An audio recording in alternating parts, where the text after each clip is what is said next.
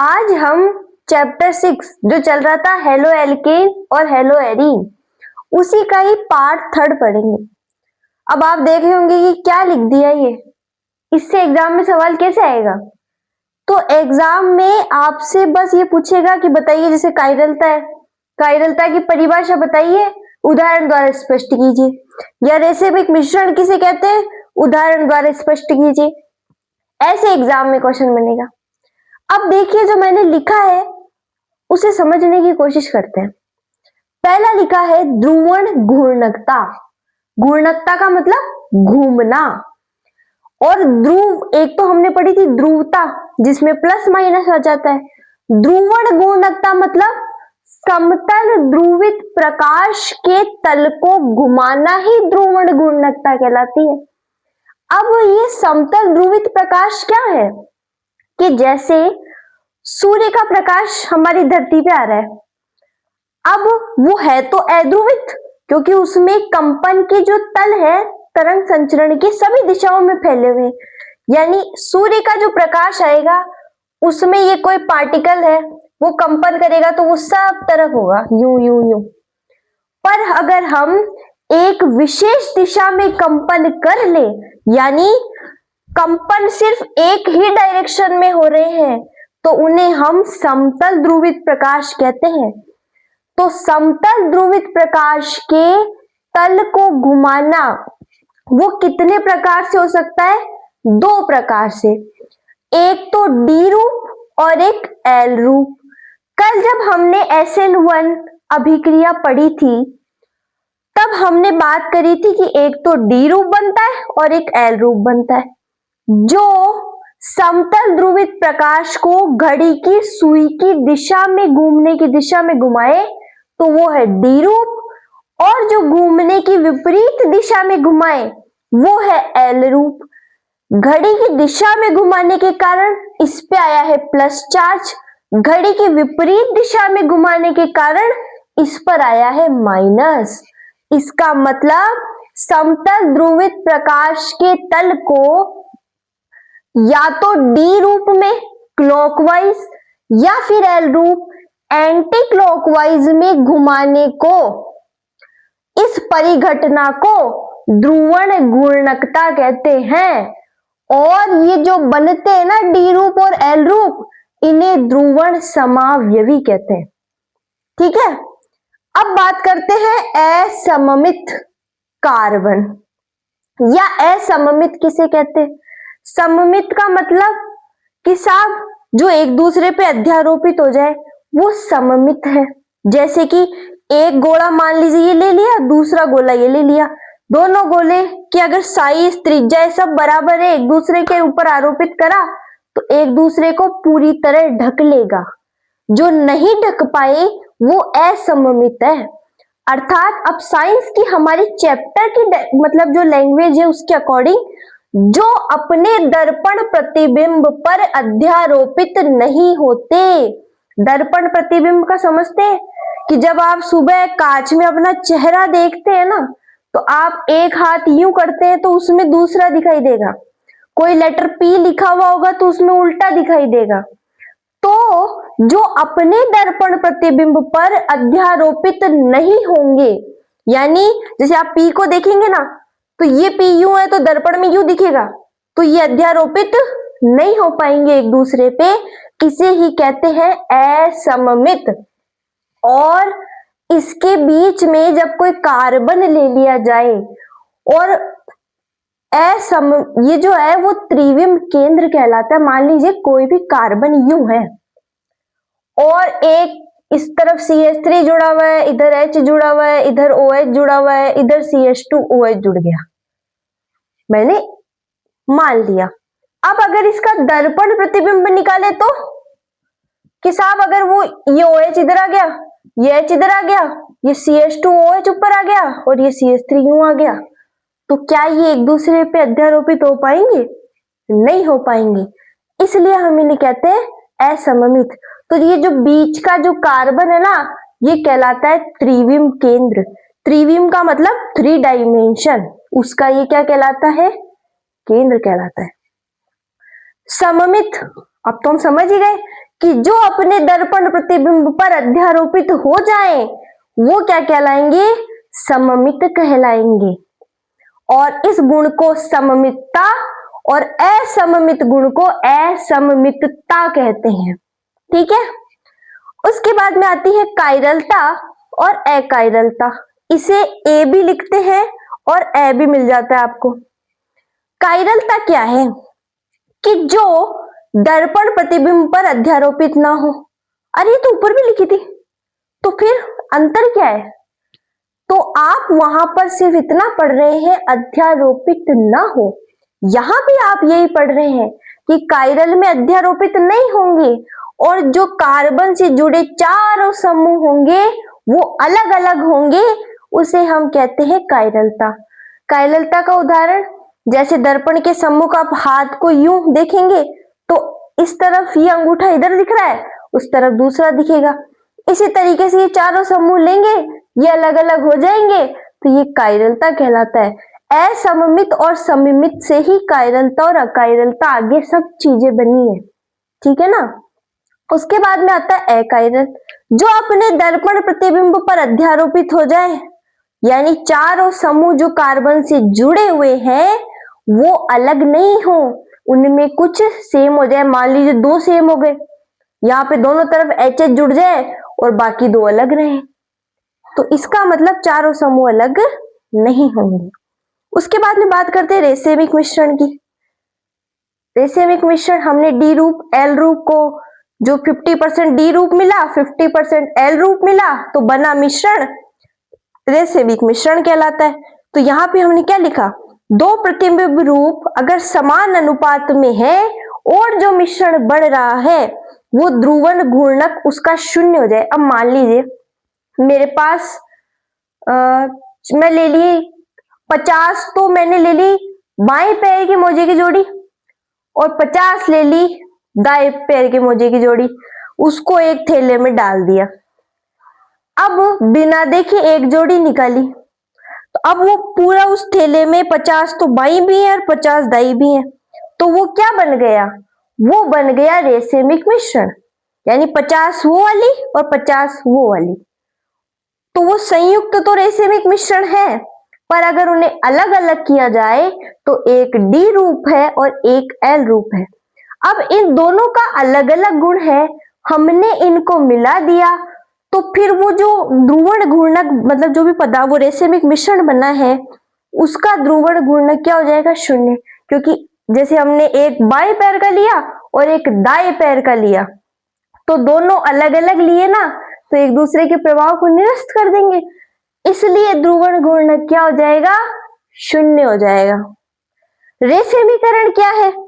कि आपको जो प्रतिबिंब रूप मिले डी रूप और एल रूप के रेसेमिक मिश्रण में परिवर्तित होने के प्रक्रम को, यानी डी रूप और एल रूप से रेसेमिक मिश्रण बनाना ही प्रक्रिया रेसेमीकरण कहलाती है।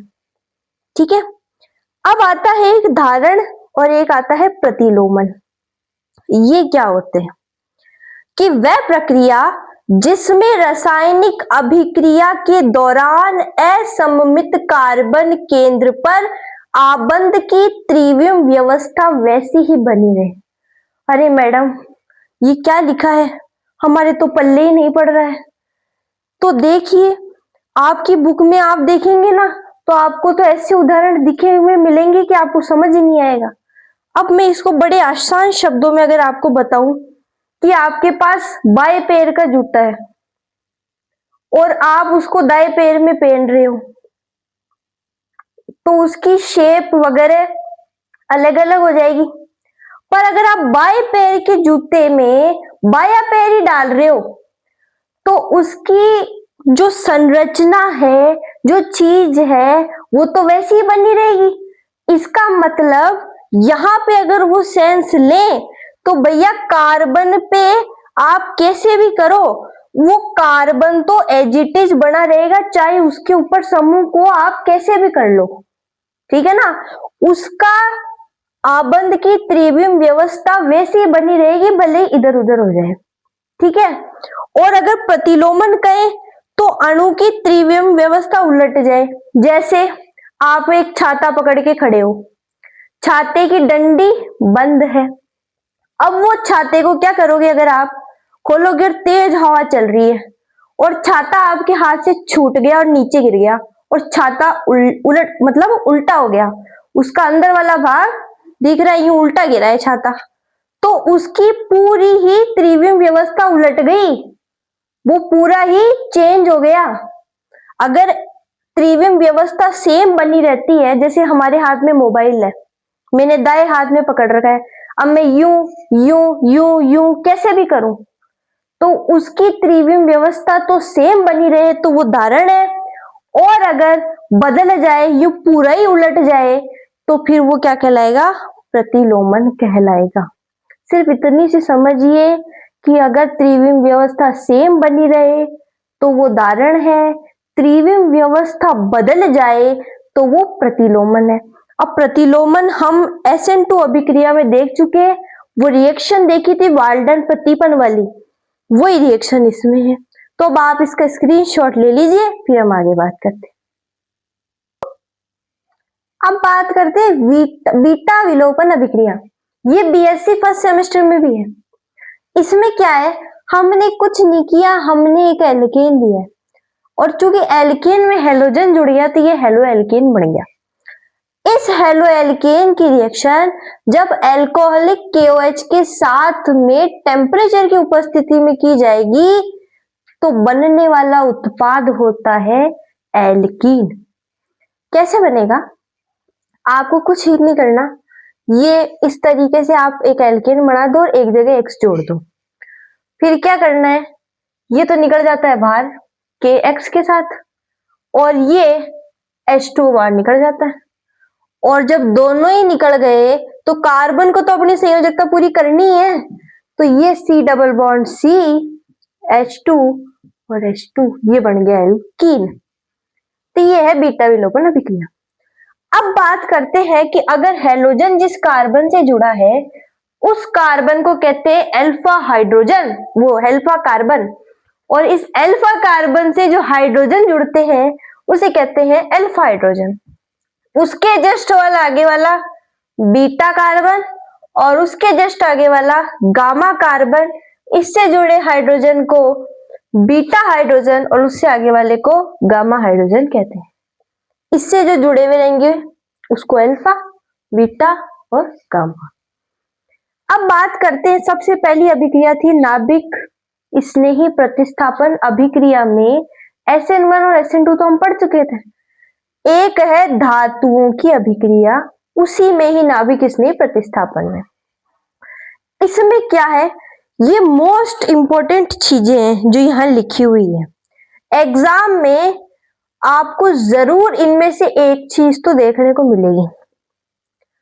कार्ब धात्विक यौगिक किसे कहते हैं, कि हेलोजन और धातुओं के बीच में जो आबंध बनता है और उस आबंध से जो यौगिक बनता है वो कार्ब धात्विक यौगिक कहलाते हैं। धातु दिख रही है इसमें, धातु और हेलोजन के बीच में। एक है ग्रिन्योर अभिकर्मक, ये BSc में भी दिखेगा आपको। ग्रिन्योर अभिकर्मक क्या होता है, RMgX। R क्या है, एल्किल ग्रुप, Mg धातु है और X हेलोजन है। ये कैसे बना, तो जब एल्किल हैलाइड की क्रिया मैग्नीशियम से शुष्क ईथर की उपस्थिति में कराई जाए तब ये बनता है RMgX। अच्छा, इसका नाम है एल्किल मैग्नीशियम हैलाइड। तो भाई इसके अंदर जो R और Mg के बीच के अंदर जो बॉन्ड बनता है वो सह संयोजक बंध होता है, और मैग्नीशियम और हैलाइड के बीच में जो बॉन्ड बनता है उसे हम आयनिक बंध कहते हैं। क्यों, क्योंकि हम जानते हैं आयनिक में क्या होता है, एक प्लस और एक माइनस बन के काम खत्म हो जाता है। जैसे NaCl है, Na प्लस बना, Cl माइनस बना, काम खत्म, आयन बन गए। सह संयोजक में दोनों भिकारी, दोनों ने इलेक्ट्रॉनों का साझा किया, तो R और Mg के बीच में जो बंध बना है वो सहसंयोजक बंद होता है। इसमें हेलोजन है, हेलोजन इलेक्ट्रॉनों को खींच लेगा, इस पर आंशिक ऋणावेश, इस पर आंशिक धनावेश, क्योंकि ये देगा इलेक्ट्रॉन, और इस धातु की तुलना में इसकी विद्युत ऋणता ज्यादा है, इसलिए इधर भी माइनस आंशिक धनावेश आएगा। अब दिमाग में सवाल है कि अगर शुष्क ईथर नहीं ले तो क्या फर्क पड़ेगा इस रिएक्शन में। अगर शुष्क ईथर नहीं लिया तो यहाँ पे एल्केन बढ़ जाएगा और RMgX नहीं बनेगा, इसलिए शुष्क ईथर प्रयोग लेना ही पड़ता है, नहीं लेंगे तो अलग ही उत्पाद बन जाएगा एल्केन, यानी RH बन जाएगा। ठीक है, वुड्स अभिक्रिया, वुड्स फिटिंग अभिक्रिया और फिटिंग अभिक्रिया, ये तीनों most important reaction I hope आपको एग्जाम में जरूर देखने को मिले, या तो हाफ ईयरली में मिल चुकी होगी, हाफ ईयरली में नहीं तो ईयरली में देखने को मिलेगी। इन तीनों को मैंने एक साथ इसलिए लिखा है क्योंकि ये तीनों नेम रिएक्शन है। अब इनको याद कर लिया और उसकी जो सबसे अच्छी ट्रिक है ना वो मैंने आपके सामने लिखी है। क्या करना है कि वुड्स अभिक्रिया और वुड्स फिटिंग अभिक्रिया, वुड्स दिख जाए तो एक तो एल्किल हैलाइड आपको बनाना ही है, एल्किल हैलाइड लिख दिए, दोनों में 2Na लिख दो साथ में प्लस 2Na।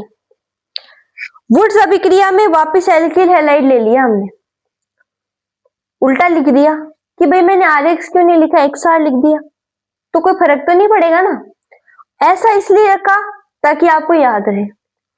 ये निकाल दो, अब क्या बचा R और R को जोड़ दो और 2NaX बाहर निकल गया, तो इसमें क्या बन गया, ये एक एल्केन बन गया, एल्किल ग्रुप जुड़ गए, एल्केन बन गया। और फिटिंग अभिक्रिया में क्या होता है कि साहब एरिल ग्रुप आ जाता है, एरीन जिसमें हमने पढ़ा था ना वो आ जाता है, बस एल्किल हैलाइड वही, सोडियम वही, पर इस बार बेंजीन रिंग पे हेलोजन जुड़ गया। कुछ नहीं करना, ये निकाल देना है, ये लो 2NaX निकल गया।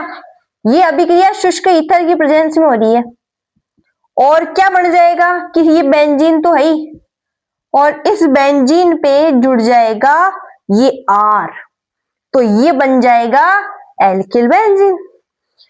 तीसरी रिएक्शन फिटिंग अभिक्रिया, इसमें क्या होगा कि फिटिंग नाम दिखते ही बस दोनों जगह बेंजीन पे हेलोजन जोड़ दो, और वुड्स नाम दिखते ही दोनों जगह एल्किल हैलाइड जोड़ दो, और वुड्स फिटिंग में एक एल्किल हैलाइड और एक ये बेंजीन पे हैलाइड बना दो, और कुछ नहीं करना।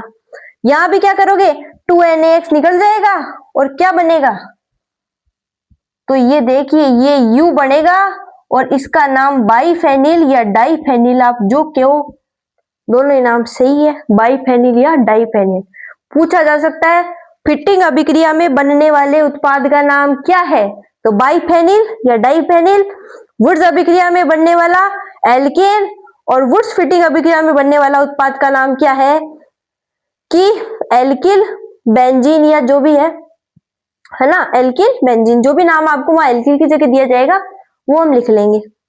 उसके बाद में बात करते हैं कि एक क्वेश्चन ये दिया हुआ है कायरल और अकायरल, इनको पहचानो कि इनमें से कौन सी संरचना कायरल की और कौन सी अकायरल की है। कायरल में हमने एक चीज पढ़ी थी कि चारों ग्रुप अलग अलग रहेंगे, वो तो अकायरल, और अगर सेम रहते हैं तो वो है अकायरल।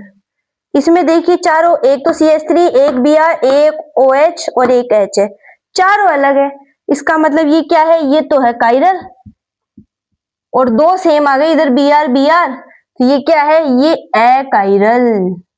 बस इतनी सी बात है, आप इसका स्क्रीनशॉट लीजिए, फिर आगे बात करते हैं।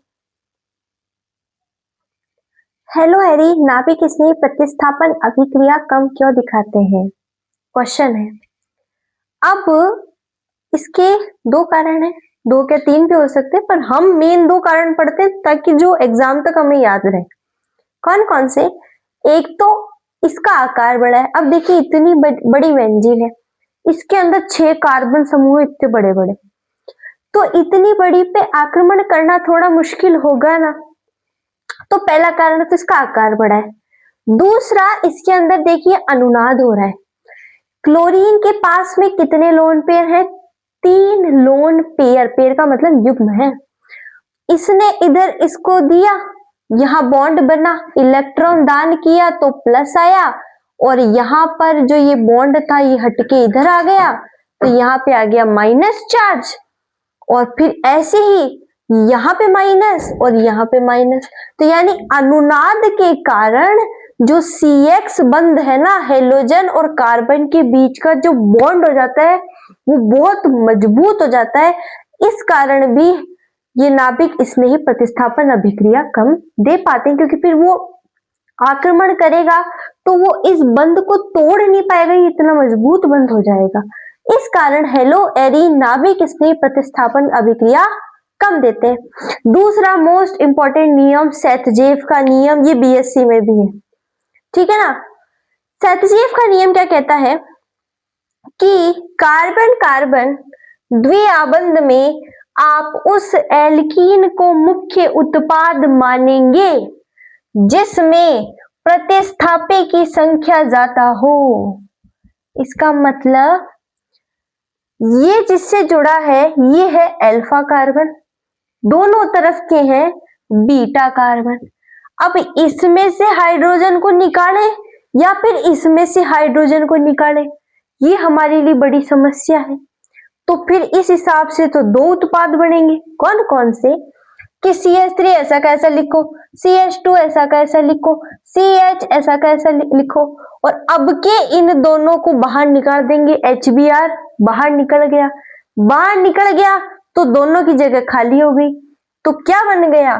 तो इन दोनों के बीच में बन गया डबल बॉन्ड, ठीक है। एक उत्पाद तो ये बना। दूसरा, अब के ये बाहर निकल जाएगा, तो ये CH3 ऐसा कैसा, ये CH2 ऐसा कैसा, और ये CH, और अब के डबल बॉन्ड बन गया बीच में। सेथजेव भाई साहब क्या कहते हैं?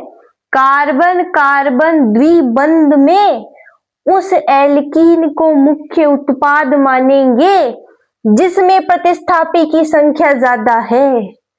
तो आप देखिए, ये तो अपनी एल्कीन आ गई, अब इसमें प्रतिस्थापी तो सिर्फ ये एक ही है, एक इस तरह जुड़ा हुआ है जो, और ये है एल्कीन, और इसमें इधर भी जुड़ा हुआ है और इधर भी जुड़ा हुआ है, तो मुख्य उत्पाद कौन सी?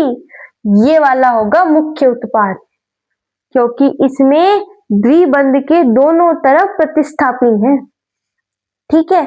इसका नाम आप कमेंट बॉक्स में भेजेंगे, ठीक है ना। उसके बाद में हम बात करते हैं हाइड्रोक्सिल समूह, यानी जो नाभिक स्नेही प्रतिस्थापन है ना ये हेलो एरीन की, उसके बारे में एक ही दिया हुआ हाइड्रोक्सिल समूह। अब एग्जाम में इससे कैसे क्वेश्चन आएगा? आपको ये दे देगा ये क्लोरीन है, NaOH है, 300 ATM है। अब इससे या तो पूछ लेगा अब क्या बनेगा, और या फिर आपसे ये पूछेगा कि बताइए अल्कोहल बनाइए भाई साहब, तो आप कैसे बनाएंगे? आप एक बेंजीन पे क्लोरीन जोड़ेंगे, NaOH और 300 ATM टेम्परेचर ले लेंगे, और यहाँ पे कुछ नहीं करेंगे, बस OH ऊपर जोड़ देंगे, फिनॉल बनेंगे। इतना आसान काम। ये सवाल है आपके कि ऑर्थो व पैरा स्थिति आप समझ ही गए होंगे, ये ऑर्थो और नीचे जुड़ेगा तो वो पैरा, तो वह ऑर्थो व पैरा स्थिति पर इलेक्ट्रॉन अपनयक समूह NO2 अगर उपस्थित होने पर हेलो एरीन की क्रियाशीलता बढ़ जाती है। क्यों? ऑर्थो व पैरा पर क्यों बढ़ जाती है? तो ऑर्थो व पैरा पर इलेक्ट्रॉन अपनयक समूह, इलेक्ट्रॉन अपनयक का मतलब समझते हैं कि साहब इनसे इस जगह से इलेक्ट्रॉन को लेना, ऑर्थो व पैरा से इलेक्ट्रॉन लेने के लिए ये NO2 वहां पर जुड़ जाएगा, या तो ऑर्थो पे जुड़ेगा या फिर पैरा पर जुड़ेगा, तो जो इलेक्ट्रॉन का घनत्व है ना उस जगह पे वो ये कम कर देगा। अब जैसे मान लीजिए ये बेंजीन है और इस पर यहाँ पे जुड़ गया नेगेटिव चार्ज का पूरा यूं, यहाँ नेगेटिव चार्ज और यहाँ नेगेटिव चार्ज। अब ये बेंजीन बेचारी, पहले जो लोग थे वो ही नहीं समझ रहे थे और ये नेगेटिव चार्ज और बढ़ गए, तो फिर क्या करेगी ये बेंजीन?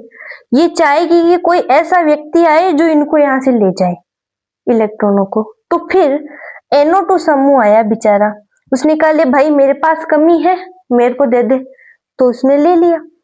तो ऑर्थो व पैरा पे जब इसने लिया तो इसने इलेक्ट्रॉन अपने पास ले लिए NO2 ने। तो इलेक्ट्रॉनों को जब अपने पास लिया तो यहाँ पे इलेक्ट्रॉनों का घनत्व जो था वो कम हो गया, यानी इलेक्ट्रॉनों की संख्या कम हो गई। तो कम हो गई तो फिर अब एक नाभिक इसने आया, उसको पता पड़ गया कि भाई साहब इसके पास लोग कम हो गए, अब अटैक कर दो। तो फिर उसने क्या किया, उसने यहाँ पे अटैक कर दिया, और अटैक करना फिर उसके लिए बहुत आसान हो गया क्योंकि लोग कम हो गए। इसी कारण वे ऑर्थो व पैरा स्थिति पर इलेक्ट्रॉन अपने एक समूह जब जुड़ जाता है तो नाभिक स्नेही का आक्रमण सरल हो जाता है। दिमाग में सवाल आया कि मेटा स्थिति पर क्यों नहीं, ये ऑर्थो व पैरा पे क्यों जुड़ा, क्योंकि मेटा स्थिति पे तो ऋणावेश है ही नहीं, मेटा स्थिति तो यहाँ है और ऋणावेश तो कहाँ है, ऑर्थो व पैरा पे, मेटा पे है ही नहीं। तो फिर NO2 मेटा पे क्यों जुड़ेगा बताओ, जहां पे इलेक्ट्रॉनों की संख्या ज्यादा है वहीं तो जुड़ेगा। इसी कारण फिर ये कहता है कि साहब ये है आपके पास एक ये रिएक्शन, आपको इससे फिनोल बनाना था, मैंने कुछ नहीं किया, मैंने NaOH और H+ ले लिया, ये क्लोरीन से नीचे अपने एक समूह जोड़ दिया। और अगर आपको कहे कि आपको ये बनाना है, ऊपर ये OH समूह और नीचे NO2 समूह होना चाहिए, तो फिर आप कैसे बनाएंगे कि आप क्लोरीन पे नीचे NO2 समूह जोड़ के NaOH H+ लगाएंगे, ये बना देंगे। फिर अगर आपको ऑर्थो पे भी चाहिए तो ऑर्थो पे भी NO2 और ऊपर Cl करेंगे, NaOH लेंगे और H+ ले लेंगे और आपका ये उत्पाद बन जाएगा। और अगर वो यहाँ पे भी कहते तो यहाँ पे भी NO2 जोड़ देंगे, ऊपर क्लोरीन जोड़ देंगे और ये रिएक्शन हो जाएगी। उसके बाद में इलेक्ट्रॉन स्नेही अभिक्रिया हेलो एरिनो की, तो क्या करेंगे कि पहला तो ये आपने ऊपर क्लोरीन जोड़ा, इधर क्लोरीन जोड़ा, और अगर आपने ले लिया FeCl, ये है आयरन, ये है क्लोरीन, तो क्या उत्पाद बनते हैं, तो पहला उत्पाद तो एक तो ऑर्थो वाला बनता है, यानी ऑर्थो और पैरा पे दोनों जगह क्या जाएंगे, क्लोरीन क्लोरीन, और दूसरे उत्पाद में पैरा पे क्लोरीन आ जाएगा, एक बार ऑर्थो पे दूसरी बार पैरा पे। तो फिर इनमें मुख्य उत्पाद कौन सा होगा, तो मैंने आपको बताया था पैरा स्थिति पर आकृति सममित होती है, इस कारण प्रतिकर्षण कम लगेगा, इसलिए मुख्य उत्पाद ये होगा और ये अल्प उत्पाद होगा। उसी तरह से अगर नाइट्रीकरण की अभिक्रिया पड़ी अगर कहे तो फिर अब आपको क्या करना है, कुछ नहीं करना, ये क्लोरीन है, ऊपर HNO3 सांद्र H2SO4 ले लो, ये क्लोरीन हो गया, एक बार ऑर्थो पे NO2 जोड़ दो और एक बार HNO3 में क्या बनेगा, NO3 ग्रुप ही तो होता है, तो उससे NO2 ग्रुप H बाहर निकल गया, एक O बाहर निकल गया, और यहाँ पे सांद्र H2SO4 आपने लिया ही था, सल्फ्यूरिक अम्ल राज लिया था, और फिर यहाँ पे एक तो आपके पैरा उत्पाद बन गया। तो बताइए मुख्य उत्पाद के रूप में कौन आएगा, ये वाला आएगा। उसके बाद में सल्फोनेशन में क्या होगा कि आपके पास बेंजीन पे क्लोरीन तो अटैच है ही, और आप अगर सल्फोनिक ग्रुप जोड़ना है आपको तो सांद्र H2SO4 ले लो, तो यहाँ पे SO3H जुड़ जाएगा और यहाँ पे क्या जुड़ जाएगा, यहाँ पे Cl और पैरा पे SO3H जुड़ जाएगा। अगर एग्जाम में बोलेगा आपको क्या कि साहब इस आपको ये उत्पाद बनाना है ऑर्थो क्लोरोबेंजीन, तो फिर आप कैसे बनाएंगे, तो फिर आपको कुछ नहीं करना है, ये आपको हेलोएरीन ले लेना है, इसकी Cl2 से FeCl की प्रेजेंस में अभिक्रिया कराओ और ऑर्थो बन गया और पैरा बन गया। इसी तरह से नाइट्रीकरण करना है तो ऑर्थो और पैरा बन गया। इसी तरह से H2SO4 के लिए सल्फोनिक लेना है तो ऑर्थो और पैरा बन गया। अब आप इसका स्क्रीनशॉट लीजिए, फिर आगे बात करते हैं। अब इलेक्ट्रॉन स्नेही प्रतिस्थापन अभिक्रिया में हम सबसे पहले पढ़ेंगे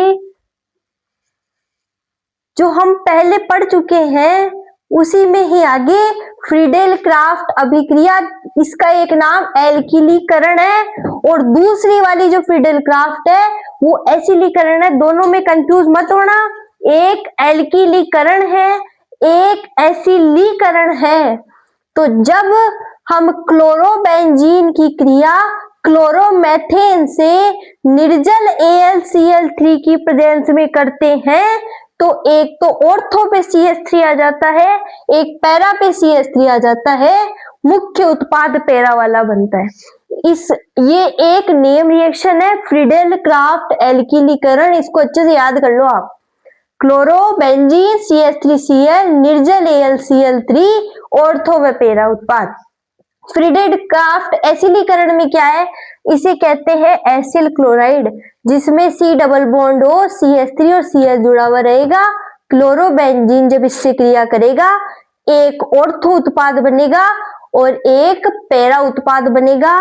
नंबरिंग यहीं से होगी, 2 नंबर पे क्लोरीन आएगा। क्यों? क्योंकि ये इससे ज्यादा क्रियाशील है। जो ज्यादा क्रियाशील है वो तो नंबर 1 पे रहेगा, जो कम है वो दूसरे पे रहेगा। तो इसका नाम 2 क्लोरो एसिटोफिनोन है, इसका नाम IUPAC नाम। उसके बाद में क्लोरीन इलेक्ट्रॉन ग्रहण करने वाला तत्व है, यानी क्लोरीन की विद्युत ऋणता ज्यादा है। तो एरोमेटिक इलेक्ट्रॉन रागी प्रतिस्थापन अभिक्रिया में ये ऑर्थो पैरा निर्देशक क्यों है? तो फिर ये जब इलेक्ट्रॉन ले रहा है तो ये ऑर्थो व पैरा निर्देशक क्यों माना जाता है?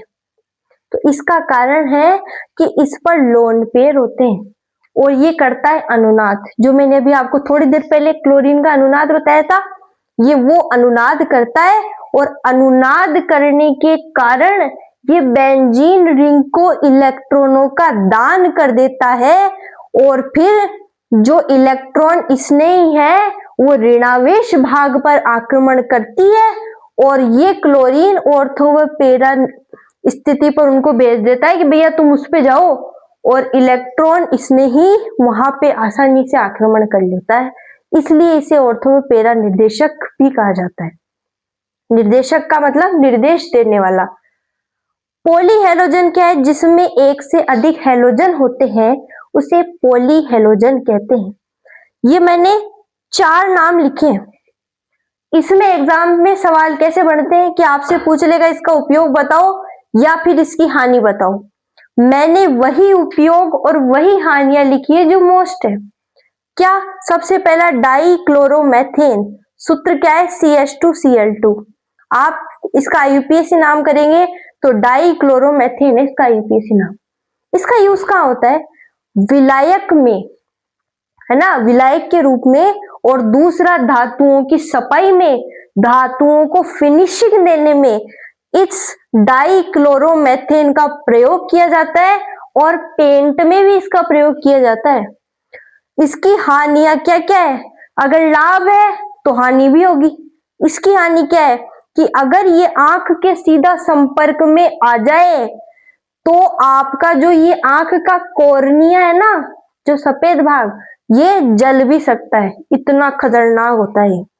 उसके बाद में ट्राइक्लोरोमेथेन CaCl3, जिसे क्लोरोफॉर्म भी कहते हैं, इसका उपयोग वसा के रूप में आयोडीन व अन्य जो पदार्थ है उनके विलायक के रूप में भी इसका प्रयोग करते हैं। इसका मोस्ट इंपॉर्टेंट एग्जाम में पूछे जाने वाला कारण भी लिखा हुआ है कि इसका उपयोग कहाँ होता है।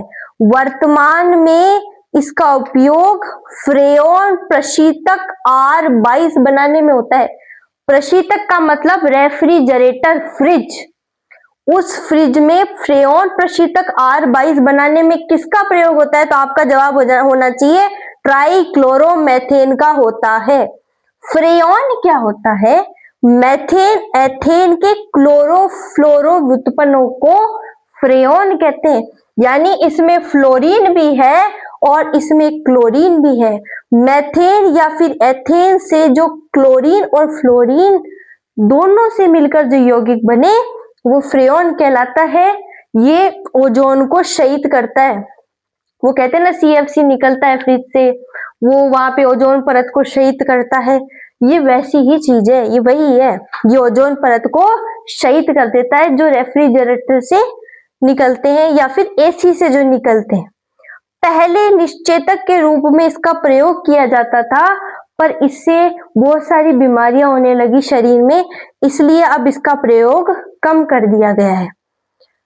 जब ये क्लोरोफॉर्म को खुला छोड़ दे तो सूर्य के प्रकाश और नमी की उपस्थिति में ये एक विषैली गैस का निर्माण कर लेता है जिसका नाम है फॉस्जीन COCl2।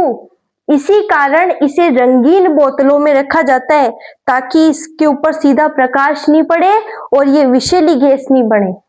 उसके बाद में ट्राइक्लोरोमेथेन, जिसका नाम कार्बन टेट्राक्लोराइड भी है, इसका उपयोग प्रशीतक में, एरोसोल केन में प्रणोदक के रूप में भी इसका प्रयोग किया जाता है।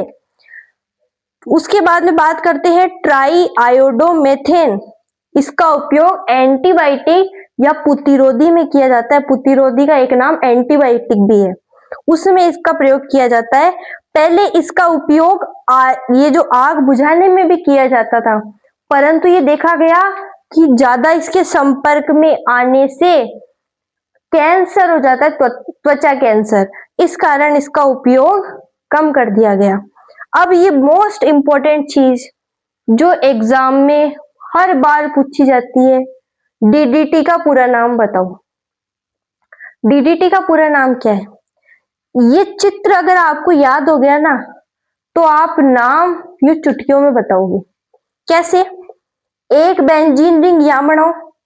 कैसे बनाओगे इस चित्र को? पहले यूं करो, एक बेंजीन रिंग इधर बनाओ, एक बेंजीन रिंग ऊपर बनाओ और बस इधर 3 क्लोरीन जोड़ दो। यूं चित्र बनाना है। अब जो ये क्लोरीन जुड़ा हुआ है, आप इस बेंजीन रिंग को अगर यूं सीधा करेंगे तो ये पैरा पे जुड़ा हुआ है, ठीक है। और ये वाला जो क्लोरीन है ये भी पैरा पे जुड़ा हुआ है। इसकी पैरा स्थिति को P कह दिया, इसकी पैरा स्थिति को P डैश कह दिया। क्यों? दोनों की अलग अलग बताने के लिए। ये कार्बन है, ये भी कार्बन है, इस कार्बन से ये 2 बेंजीन रिंग जुड़ी हुई है और फिर ये इधर ये क्लोरीन जुड़े हुए हैं। तो DDT का पूरा नाम क्या है? P dash dichloro diphenyl, P dash dichloro diphenyl trichloro ethane. DDT का पूरा नाम क्या है? P dash dichloro diphenyl. Phenyl का मतलब कि भाई इस पे पूरे वो ग्रुप नहीं जुड़े हुए, एक हेलोजन जुड़ गया, एक हाइड्रोजन निकल गया है, तब ये फेनिल कहलाता है। डाइक्लोरो डाइफेनिल ट्राइक्लोरोएथेन है। P डैश डाइक्लोरो डाइफेनिल ट्राइक्लोरोएथेन इसका पूरा नाम है। इसकी खोज 1873 के आसपास ही हो गई थी, पर एक वैज्ञानिक आया जिसका नाम था मूलर।